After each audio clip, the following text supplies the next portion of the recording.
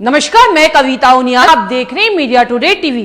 France के राष्ट्रपति Emmanuel Macron को इस्लाम के खिलाफ बयानबाजी करना महंगा पड़ गया है। मुस्लिम देशों में फ्रांसीसी सामान के बहिष्कार के बाद फ्रांस का 100 अरब डॉलर से अधिक विदेशी कारोबार दांव पर लग गया है। फ्रांस को पैगंबर मोहम्मद साहब का कार्टून छापना इतना महंगा पड़ जाएगा, ये फ्रांस और फ्रांस के राष्ट्रपति ने कभी सपने में भी नहीं सोचा होगा।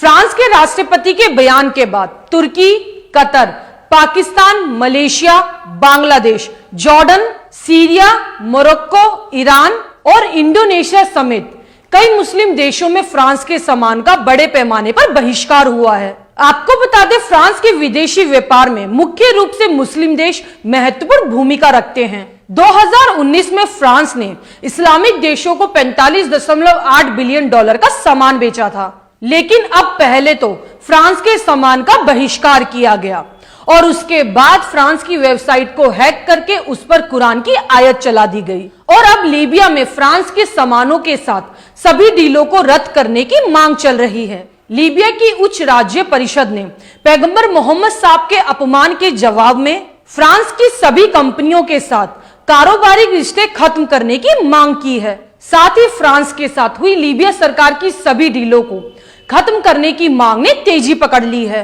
सरकार से मांग में कहा गया है कि वो अपनी धार्मिक, कानूनी और नैतिक जिम्मेदारी को स्वीकार करें और फ्रांस के साथ हुई सभी डीलों को रद्द करके हुए अपमान का मुंहतोड़ जवाब दे। परिषद ने लीबिया से तेल कंपनियों की फ्रांस की खरीद को रद्द करने की मांग की है। फ्रांस के राष्ट्रपति मैक्रोन की इस हरकत से इस्लामिक दुनिया उन पर घेराबंदी करती जा रही है। इसका श्रेय तुर्की के राष्ट्रपति रजब तैयब एर्दोगान को जाता है।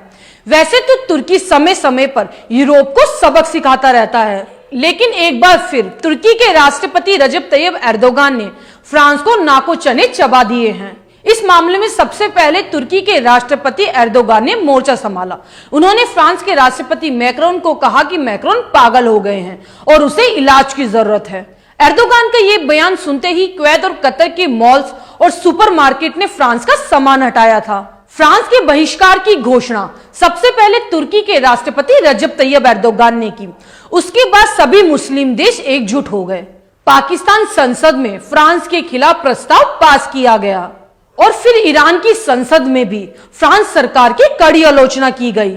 हालांकि सऊदी अरब और यूएई ने इस मसले पर चुप्पी साध रखी है, लेकिन अरब की कुवैत और कतर जैसे देश खुलकर एर्दोगान के साथ हैं।